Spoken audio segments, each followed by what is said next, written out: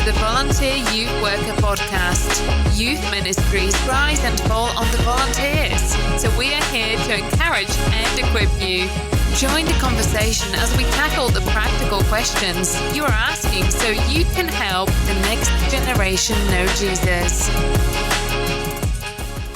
Hey, Jared, we've got a number of great partners and friends that are a part of this ministry journey that we find ourselves on. And one of them is the Way College, which, by the way, for many of us listening, this is something new, maybe haven't heard of it before. Yep. But you and I both actually have kind of been in the loop for years on what the Way College is all about. Well, you say you've been in the loop, but it's because this is my story. Have you actually been in the loop on this? Because I remember talking with Jason Ballard. So Jason, you might know him from the Alpha Film series as well.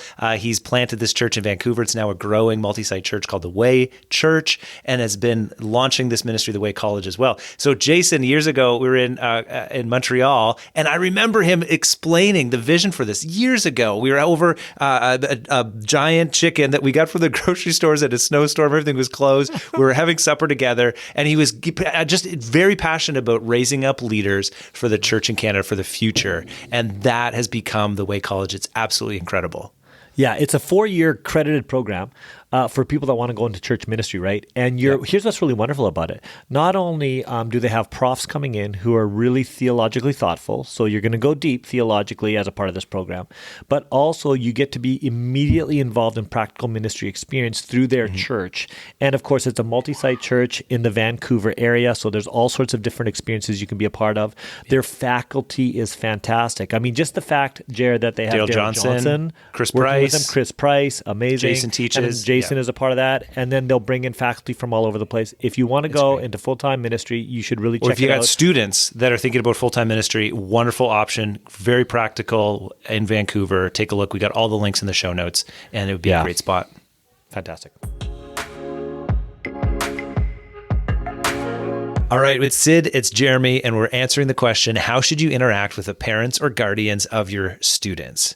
Sid, here's the great news. You're in this conversation both as a youth worker, you've been a youth worker for a while, and also as a parent of students that have gone through youth ministry.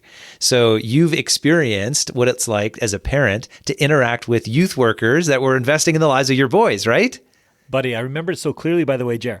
Like, I remember when Peyton was in grade 7 and 8, first starting in youth ministry. Yeah. And we had 2 small group leaders that were fantastic. They came and talked to me. They were they were interested in my children. I saw that they loved my boys. I saw that they respected me. They wanted to hear from me. We had them over for suppers. They loved coming over for supper, got to enjoy them, observe them. It was fantastic. And then I've also had experiences where their youth leaders have avoided me. It's like a getaway at all costs. You know, I see them coming, I'm out of here. And I'm just like, dude, like, I don't even know you. Like, is this how you treat my son? Can I trust you? Like, lots of questions that kind of made me just a little bit hesitant in terms of the relationship. So here's the thing that we got to say, Jer, yes, you should interact with parents. If you're a volunteer leader, we know that this is very intimidating at times. It can be difficult and hard. In fact, there's some parents that you may feel don't want to interact with you. I just want to say every step you take towards interacting with a parent is always a worthwhile step. Yeah. But we should do it with intentionality. So there's a few things we want to talk about there. Yeah, we want to give the how-tos, because here's the thing. No matter if you're actually planning on this or if it's just happening, just in the natural course of things, you're going to bump into the parents of your students. Either they're picking them up after group, you're running them to them maybe in a church lobby, you're out in the parking lot, whatever it might be. They're dropping them off for an event. And when you actually get eye to eye with a parent or you see them across the way, we want to give you a couple of thoughts on how to interact with those parents, because that interaction is so valuable, and it can also be extremely intimidating, as you've said. Yeah, so let me give you 3. Hey, Jer, I've got right in my mind right away kind of 3 ways that I think we should interact with parents. And if we just give them those words as a volunteer, keep those in your mind, and then we can unpack them a little bit. What do you think about that? I like it. Let's do it. So what's the first thing? The first one is intentionality. So be intentional. Go look for parents when you get that opportunity. And again, we know there's lots of reasons why that might be hard and difficult and intimidating, but you don't lose when you become really intentional about that. We'll talk about that. Second one is curiosity. Yeah. So if we can always be people who are curious, that's going to always build trust with parents, which we definitely want. And then the third one is affirmation, is we can always give affirmation. And again, here's the main thing, Jared, what I'm shooting for, what I want a leader to think about me is I want them to see me as their ally, and I want to see them as their ally in investing in my child. And all three of these will help build that type of relationship with a parent. Okay, so volunteer, you've got a parent, and so we want you to think about being intentional. What does it mean to be intentional when we're interacting with parents? Yeah. So for me, here's the first one, easy access, I think. If you're a youth worker that's in a local church and you go to church on Sunday and your kids' parents are at church on Sunday, I think that your primary point of contact should be with parents before kids on Sunday morning, because it's the one chance where you get overlap. So make the most of it. It doesn't have to be a long connection. It doesn't have to have what you would think of as a really deep conversation or anything like that. It's just simply getting positioned in front of a parent, letting them know you're there, introducing yourself, saying hi, connecting. And Jared, here's for me as a parent, what it does is when a volunteer leader does that, it shows to me that they're not hiding from me. I get to see them. I get to understand who they are. I know that they're in this really important space with us together. So it creates familiarity. And I think that's actually a really healthy, good space for us to be. And Jared, here's the other thing that happens is when we intentionally put ourselves into the space of parents in appropriate times and appropriate ways, if there ever is that significant moment, at least we're positioned to engage it. If we're always trying to avoid parents or we're never leveraging the moments when we could interact with them, who knows what kind of significant moments we're actually missing by not being present in the mundane moments. So I just think, again, be intentional. And Jared, let me say this too real quick. You'll get this. The way you interact with the children of a parent is probably not the way you should interact with the parent. So be an adult. When you're with the parent, be an adult. Yeah. Present yourself as someone responsible, someone that they can trust more than as the buddy to their child. There'll be lots of time for that. You should enjoy their child. You should treat their child with great respect and care when you're with them. But remember, you're talking to the parent as an adult to the parent. Yeah. And so that just means and hey, we should say this. It's if you're not used to talking to adults in this way, especially if you think about sometimes younger youth workers, and this is hey, this is a big role to kind of step in and again, be the adult and an adult in the conversation. Eye contact is really good. You go for a handshake, introduce yourself. I think all of those things breed that intentionality of hey, I'm not hiding from you. You probably recognize and know that your kid has some kind of leader or connection. And so making that connection is, I think, absolutely brilliant. I've experienced it. I've got younger kids, but I know that the couple of times or the different times that their small group leaders have come out and made a point of saying hi to me, it just makes me so excited about the ministry. And I'm already in because I'm on staff at these places, but I'm oh, this is an even better place than I thought because of the intentionality of their leaders. Yeah. Hey, Jared, let me be really super practical for a second. Sometimes you might think, oh, shoot, I've met that parent before. Maybe I can't remember their name, or I'm sure they know who I am. If you always started by coming up to someone, let's pretend someone's coming to me and they go, hey, Mr. Coop, if you're younger, I'd say if you're not out of high school yet and you're working with a parent of a student, it's never a bad thing to start with Mr. Coop. That, again, shows high respect. And they'll invite you into a first name basis. Great place to start there. I think it says something positive about you. But if they come to me and say, hey, Sid, my name is Jeff. I'm the small group leader of your child, Jerry. I don't know if we've met before, if you remember. And then I'll go, of course I remember you. Jeff, you're the best. Hey, how are you doing? And so just those are really respectful ways to enter the conversation, and don't be afraid to enter that conversation again in that similar way, because it just shows them that you're really thoughtful and engaging and intentional, which I think wins the day. Okay, you talked about intentionality. The second thing you said, Sid, was curiosity, which I love, but tell me more about that. I'm curious about curiosity. Yeah. So what curiosity does is it shows you're teachable, and it's an invitation for people to help speak into your journey. And a parent feels very trusted, or they feel like they can trust you when they know that you're teachable and you're inviting them into the journey that you're having with their child.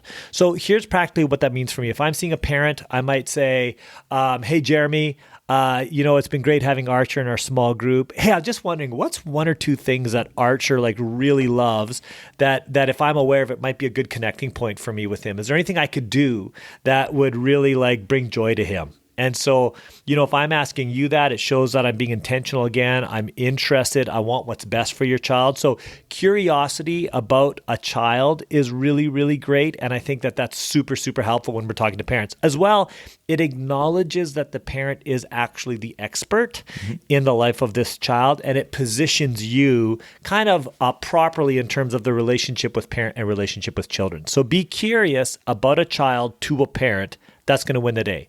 The second thing you can do is be curious to a parent about what you could do better, or find out about their experience. So say, hey, are there one or two things that I could be doing at small group that might make Archer's experience, just a little bit better?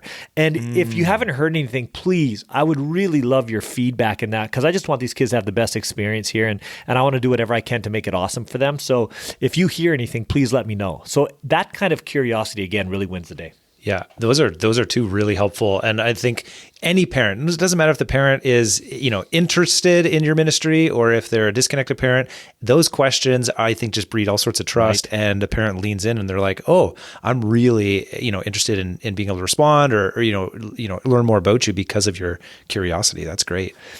And Jared, when you're making that kind of connection as well, by the way, a great thing to do is give a parent a way of contacting you. So if you offer that again, it just says, I'm really open to you giving me direction. I want to be with you in this journey. We're allies. So if you say, hey, you know what, here's some things I'm trying to think about. If you have any insight, that'd be great.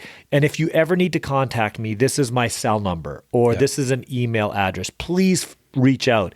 And I think what happens is when we make a first step in that as well, it again builds trust that may allow us to make a second step when we want to connect with that kid, specifically outside of a program moment or something to that effect. We're already starting to build the trust that can allow that to take place. I love that. Okay, so intentionality, we're interacting with parents with curiosity, and then the last one you said was affirmation. Oh, Jerry, you know this, right?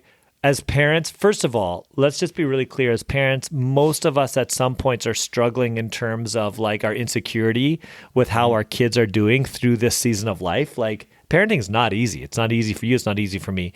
But anytime someone can affirm my son, how they've acted outside of my presence back to me, boy, that is a feel-good moment. Part of the reason, by the way, is because our kids, in a safe home, our kids feel the most freedom to let down all of their like barriers or masks or inhibitions. So they just they give it out all there because they know they're safe in a really good home. And as a parent, we might wonder, well, do you ever act differently outside of here? And when we hear things like, man, I can't believe your son did this, it blows us away. So I'll never forget, Jer, I'm picking up my boy from school and I have a teacher come to me and just go, hey, you know what, like, I drove up to the school the other day and your son stuck his head in the window and just asked me how I was doing. And what, I can't even remember everything he said, but I just remember thinking, what, my boy did that? This is crazy.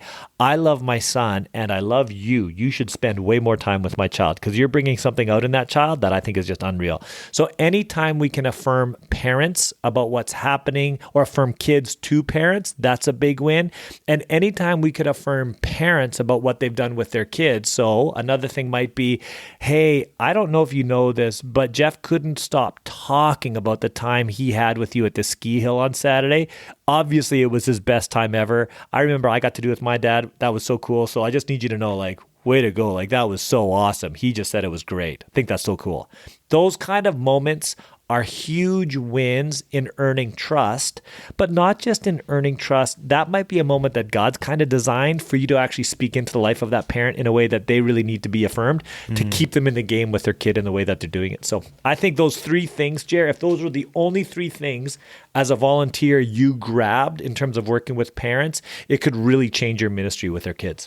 Yeah, I think that's so good. And I think ultimately, as we think about wanting our students to be able to know Jesus, to actually follow after him, what a gift to be able to help in line with their family, wherever their family's at. Even if their family's like an unchurched, disconnected from church family, any of that interaction that we get to have buys us that extra credibility as a ministry, as a Christian community, that those parents might actually be more accepting of us. And then obviously if parents are all in terms of our faith, what a beautiful partnership that we get to have in caring for the faith of their young person.